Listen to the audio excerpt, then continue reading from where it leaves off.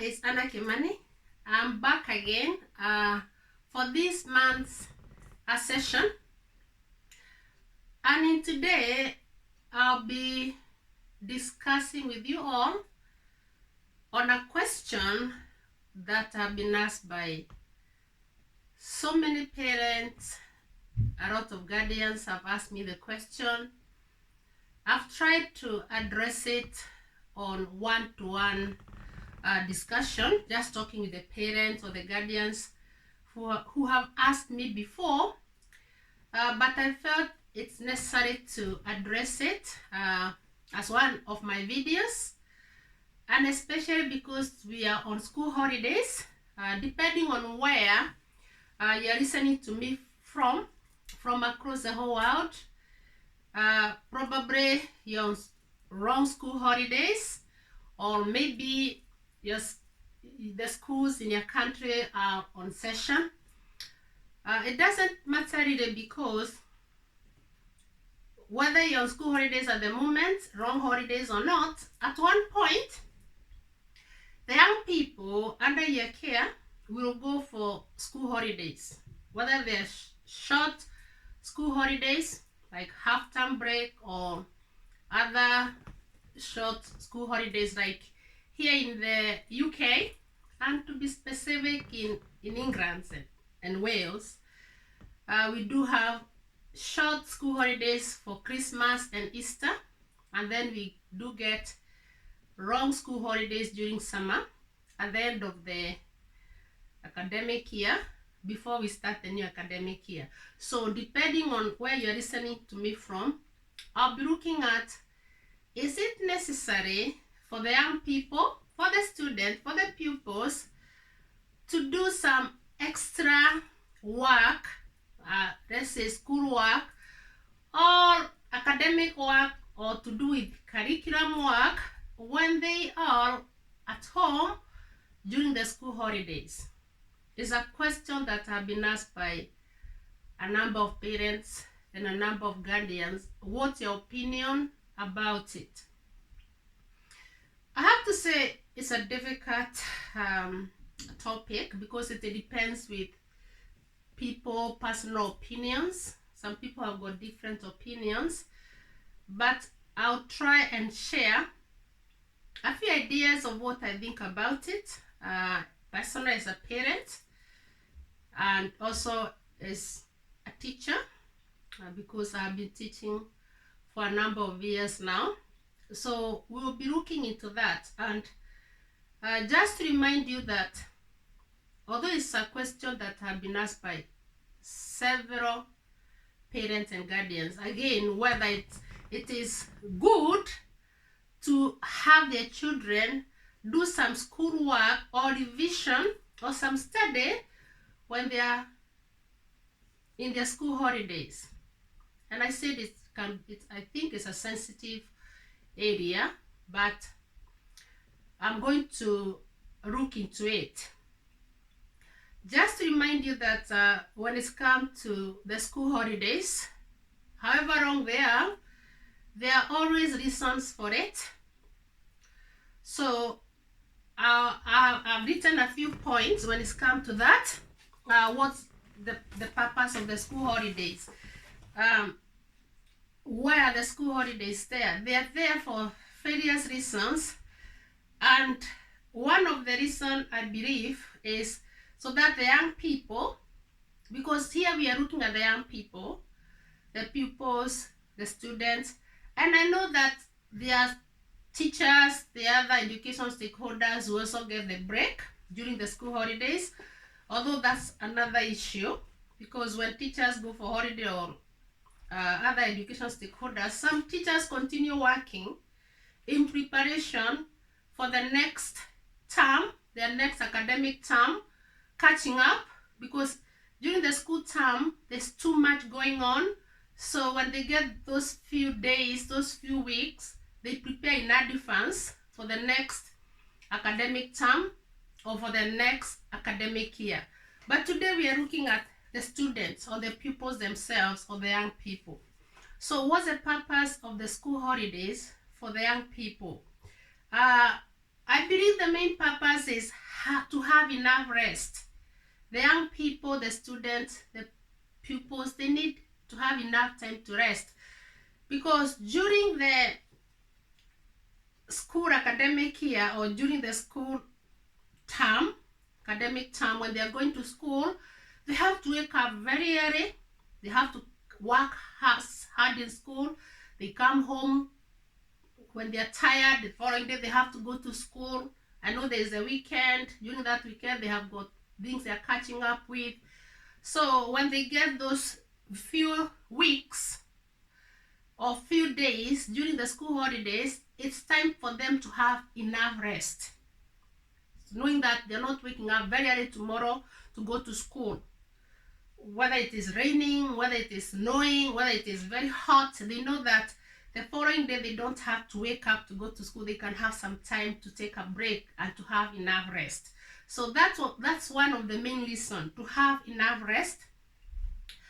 And of course, during the school holidays, the students can do other things. I'll come back to studying or revising, but even as I look at other things that they could do, I want you to have at the back of your mind, as a parent or as a guardian, the student, your child, the young person you're taking care of and is going through education has got, let's say, 4, 5, 6 weeks break. What do you think would happen if they just stay at home and not doing anything? They have got 24 hours in the day, 7 days in a week. The holidays are over 4 weeks, 5, 6 weeks. What do you think will happen when they resume back to school? Will they remember anything? And again, during these school holidays, what will they be doing? I know there are several activities that they can do, and also depending on where they go for holidays, are they spending the time at home? Maybe they are traveling, or maybe they have gone abroad. What will they be doing? You have to look at all that and then try to balance things out. So I want you to have that question at the back of your mind as a parent or as a guardian. Again, the question is, if you leave it for 5, 6 weeks and the students have not even looked at a book, even read a book or anything, what will happen when they go back to school after those few weeks? But remember, the main purpose of the school holidays for the young people is for them to have enough time to rest. So during the school holidays, the students or the young people, they'll need to exercising to keep fit and healthy, walking, riding a bike, any activity that you help them keep fit and healthy. Helping out with household chores, at home, helping out with household chores, that is to also keep them active, and they also get to run other vocational training or other training at home. Polishing up or learning a new skill. Maybe they have been practicing or doing a skill in music or another skill in sports, and they were not getting enough time during the school academic term or during the school academic year. So when they get that a bit of a break from school, they can polish up that activity, music, sport, or a skill that they have been doing, or they can start a new skill when they have got a number of days, a number of weeks off school. So polishing up or learning a new skill. Catching up with some studies, and this should be prioritized too. I'm coming to that. During the school holidays, I said it depends with how you as a parent look at it, but it's also a time to catch up with some studies, and this should be prioritized too. I'm not saying bombarding them or with a lot to do, or like, again, this is a personal choice or opinion, or bombarding them with paid tuition and all that. Again, as a parent, is up to you. You have to decide. It also depends with which country you're coming from. Is it allowed? Is it illegal to do that during school holidays? So it's not bombarding them with tuition, paid tuition, taking them, but it's up to you, as I said. But as I said, catching up with some studies, and this should be prioritized too. I'm going to share a few tips on what I mean on that from home, with you parents and guardians guiding them. At least, in my opinion, at least 20 minutes of school-based curriculum work each day. 20 minutes as a parent, try and ensure, as a guardian, try and ensure that the child, the young person under your care going through education, get at least 20 minutes, just 20 minutes of the school-based curriculum work of what they are doing at school, depending on the class they are at, depending on which level of education they are at. Are they in lower primary, upper primary? Are they in lower secondary, upper high school? Are they preparing for national exams?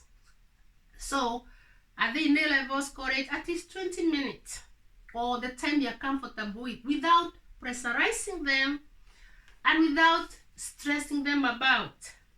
So, at least 20 minutes of school-based curriculum work each day.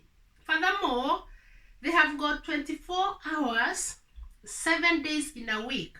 So 20 minutes won't do them any harm, but it has got a lot of benefits because it keeps them with that momentum of their school academic work, both curriculum or even non-curriculum, so that by the time they resume back to school, they won't feel so vulnerable or overwhelmed because they have been away for 5-6 weeks.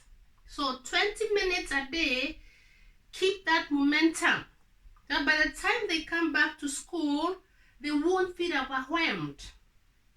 And then out of the 20 minutes in a day, the rest, more than 23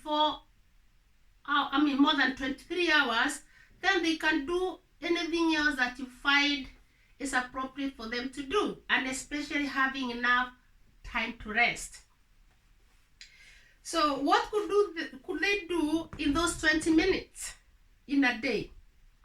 And again, there's some activities they can do, whether they're at home or whether you're traveling with them or whether you have gone abroad with them. Okay, read a book. So I know I said most countries at the moment students are on school holidays. For the parents who had maybe advised the young people, their children, to borrow books from the school libraries before the school closed down, that's fine. Okay, if you didn't remember to do that, just do that in the future.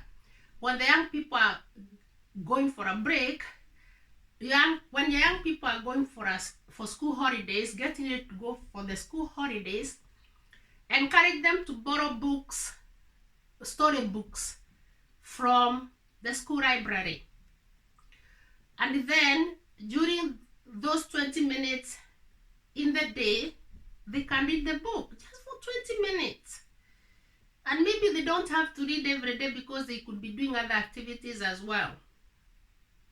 So encourage them to borrow books from school. If they borrowed and they're on school holidays, encourage them to read. Check whether they are reading 20 minutes. Or if they didn't borrow, next time remember to request them to borrow book from school library. Again, depending on where you're coming from, and if you've got that opportunity, take them to the local library and let them borrow books. You know, like the community library, and let them borrow books, storybooks or books if you have got that opportunity. Here in England, every city and even towns have got local libraries. Let them visit, depending on which country you're coming from, let them visit the local library and borrow books. if they had not borrowed from school library, they can go and borrow there if they're at home, or if they have finished reading the books that they borrowed from the school library, let them borrow from the rock library. And again, talk to friends, speak to friends. Do their children have storybooks, or do they have family library where you can borrow the book from?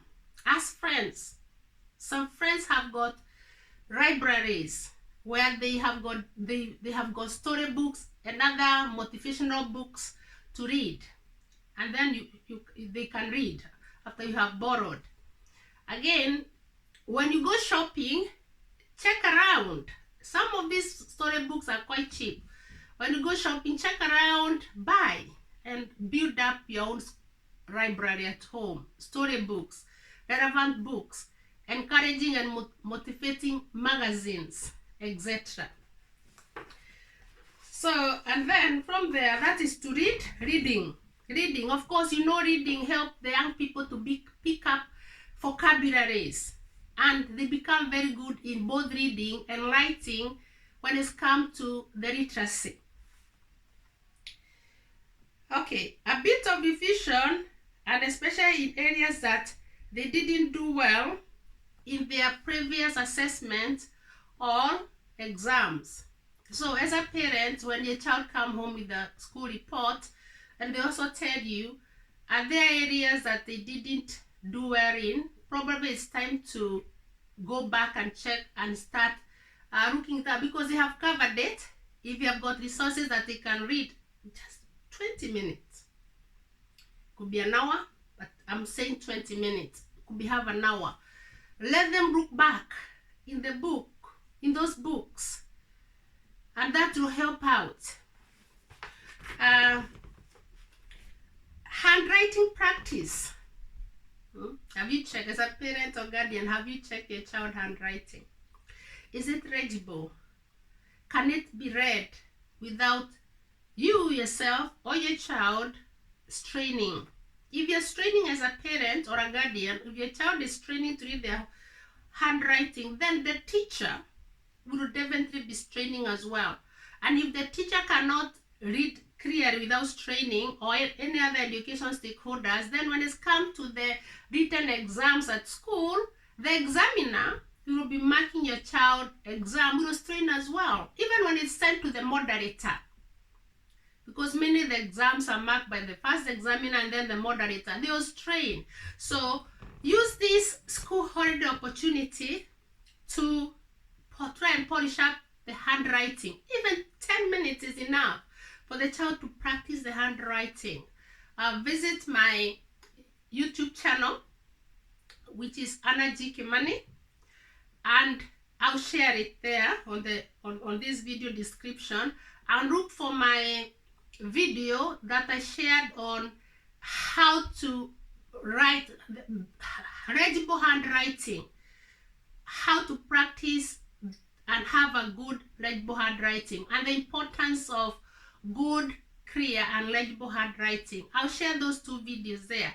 And even going back when I said about reading widely, reading appropriate literature widely, and its importance, I'll also share that video there on this video description, so that you can go and watch that video on the importance of reading appropriate literature widely, especially for at least 20 minutes during the school holidays. Okay, what else could they be doing? Are there available online resources? Most schools give the young people appropriate online resources, websites that they can go and check out on all subjects. 20 minutes visiting that online resources, whether it is in numeracy, in maths, literacy, or other subject. Check it out. Check if you have got internet, or if you have got Wi-Fi, if you have got access to internet. Check that those resources that the teacher has given your child, and let your child check it out. Just 20 minutes, half an hour out of 24 hours in a day, just to help your child to be refreshed, and keep on that momentum. As I said earlier, so that by the time they come back to school, and especially it comes to long holidays, so that by the time they come back to school after maybe 5 weeks, 6 weeks, they won't feel overwhelmed. And especially because they'll be starting the next academic year. So they won't feel overwhelmed because they have kept that momentum without being stressed about and without pressurizing them or putting too much pressure on them or putting any pressure on them. Additional revision materials given from school. If they had been given additional revision materials, schools are good at that. If they have been given additional revision materials at school before they break for the school holidays, let them go through that at least 20 minutes in a day. Only 20 minutes in a day, at least 20 minutes in a day. Let them go through that. Keep that momentum. Let them catch up. And again, as a parent or guardian, if you're able to check, if you have got that ability to check and maybe checking whether they got it right or how they progress, that's fine. Again, even if you don't have that ability as a parent, it's helping your child because it's sharpening their mind, it keeps them alert, it's refreshing them, and it's also not stressing them or pressurizing them. And as I said, just at least 20 minutes a day. This will ensure that the young people won't feel overwhelmed when they resume back to school. It will help maintain the momentum. They won't have forgotten everything, but they can recall. They can recall what they were doing at school. Okay. Again, we'll have helped the young people to be active and not just being idle. It will help them to be active and not just being idle. That means as a parent or as a guardian, you're checking on that. This reminds me of Dr. Ben Carson. I read from a book, and it's also there online. You can check it out. That is Dr. Ben Carson, a very successful surgeon from USA. And I read a book about his mother telling how she used to do menial jobs, cleaning people's homes. She used to visit homes and cleaning people's homes. And one thing she realized was, and this is what she said, you can check it out online or you can look for that book about Ben Carson, the mom. She said that when she went to this home, she referred to this home as the rich people homes or the professional people homes, because that's where she was going to do work, looking for cleaning jobs in the homes. One thing she noticed that in these homes, there were no TVs. Please, do not misquote me here. This is what Ben Carson mom said. In these rich people homes, there were no TVs. From her observation. And then she said that these rich people, they were always reading. And also she noticed that their kids, their children, were taking time to read. She would watch, observe, when she's just doing her work. In these homes, the children would just grab a book, sit down, read for a few minutes, then go, come back. They were always reading. And then what she did, her own kids, Ben Carson, Dr. Ben Carson, being one of the kids, she had two sons. She mentioned two sons, Ben Carson and the brother. Back in her home, they were always watching TV. So she went, got rid of the TV, and then she told her two sons, Ben Carson and the brother, to start visiting the local library and borrow books. Borrow storybooks, and then they would read. And then what she would do is, once they have read, she would tell them to analyze the book, write about the book. What did you read from that book? Each book they read, what did you get from that book? What was the book talking about? Then they would write it down. And then Ben Carson's mom from what she has said, she was illiterate. She couldn't read and she couldn't write. But when her sons went to the local library, borrowed books, read, sat down and wrote about the book, she would take whatever they had written and mark it. Pretend that she understood what they had written, she could read what they have written and mark. And Dr. Ben Carson and the brother, they didn't know that their mom couldn't read, but she could just put ticks and tell them, well done. And then from what she said is her two sons moved from the bottom set in their classes back at school, the raw ability classes, all the way to the top. And that was the beginning Carson success, Dr. Ben Carson's success, his education. That was the beginning of the success in Ben Carson, Dr. Ben Carson education. So you see the importance of reading.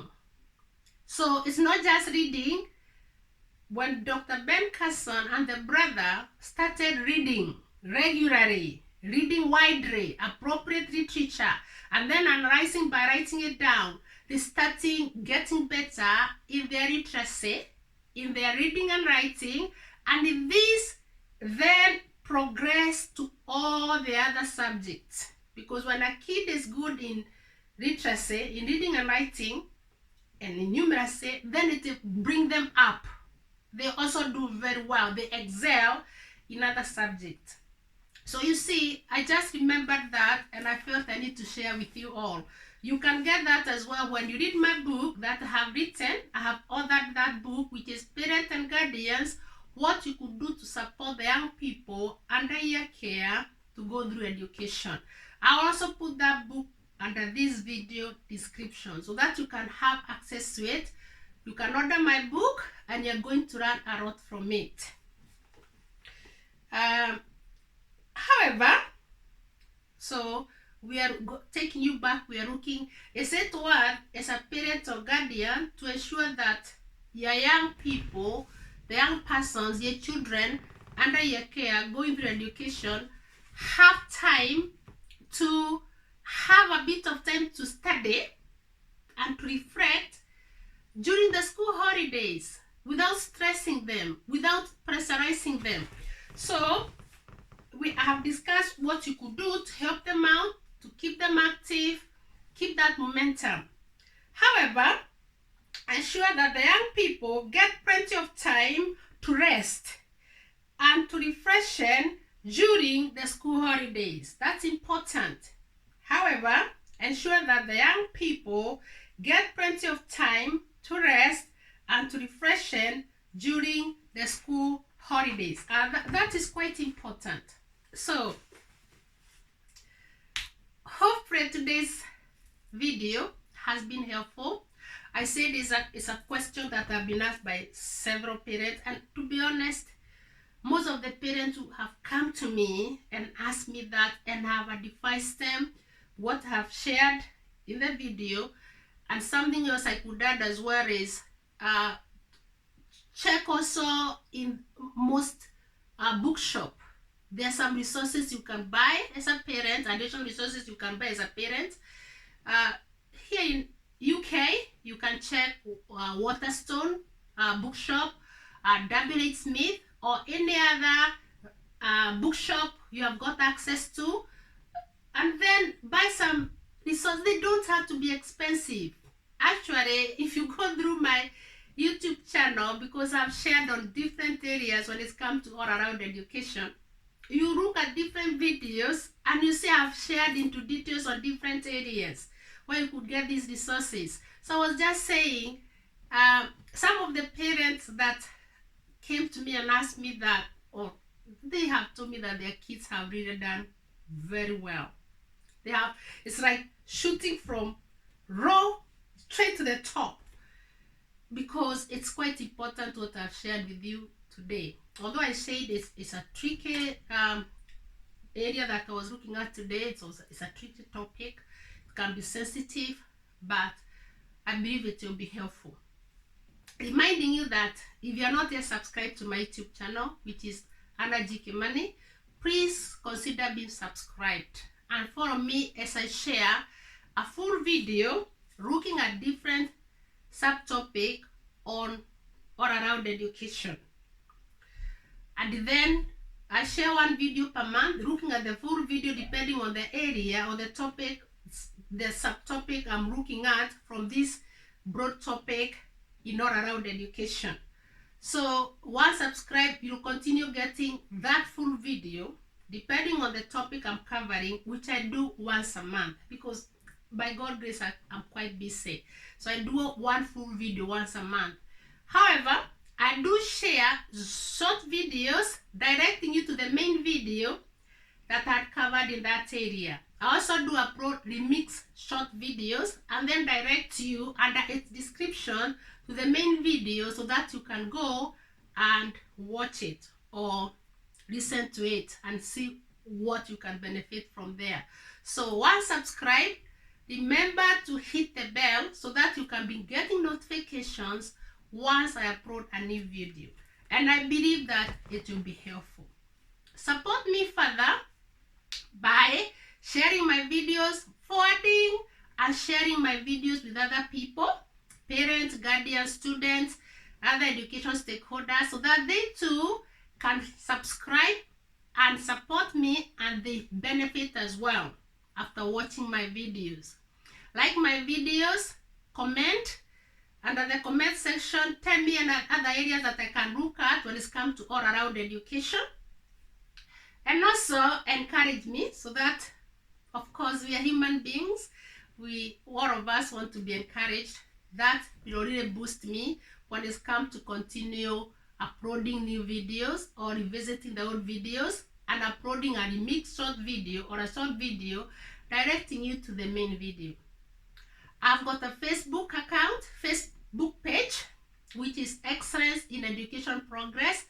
Please remember to follow me on my Facebook page. I've shared a lot there. Again, it's Excellence in Education Progress. Visit my website. My website is annagkimanipublications.com. I've shared a lot there. There's a playlist for all the videos that I have uploaded so far. There are also books that I have written. I did mention about my book on parents and guardians, what you could do to support the young people under your care going through education, and the young people themselves at any level in education, what they could do to get better when it comes to their curriculum and extracurriculum work at school. It's all broad curriculum. So that book is there and many other books there. There is also some student summary diaries. So from January to April, May to August, and then September to December. These are student diaries that help especially the young people in their revision so that they have got everything together. So when they are revising, they have got everything together. Each diary has got the date and it goes for 4 months, so they can have a very comprehensive diaries that when they are doing their revision they can use, so that when it's come, it helps them in scanning. It's like the diary helps the student when they are revising to scan, and especially when it's come close to assessments or exams and they don't have time to read through all their notes, they can go back and see the summary that they had written using the diary. They are very good diaries. Again, so that's my website, again, which is annagkimanipublications.com. Please visit it and see what's there, and place an order for yourself, for your children, even for yourself as parents and guardians, and for your loved ones and for friends. Christmas is coming. Please give them that my books and my diaries as a Christmas gift, and any other time you can give gifts. Please consider that. And also drop me an email. My email is akimanipublications@gmail.com. Let me know which other areas that I can share when it comes to this broad topic around education. And also there in my website, there's the chat box. Please chat with me and let me know how I'm progressing and what else I can do. This is teamwork. All of you from across the whole world, this teamwork. What we can do to make education better for our young people. I greatly appreciate. Hopefully today's topic has been helpful. I was looking at, is it worth it for the young people when they go for school holidays, and especially the long school holidays? Is it worth it for them to do some curriculum work or some studies of revision? So listen to my video if you're just joining now, and watch it. Remember to share with other people. Remember to forward and share with other people, and remember to comment and to like. And I greatly appreciate and looking forward into meeting you in the next video. And it's goodbye for now.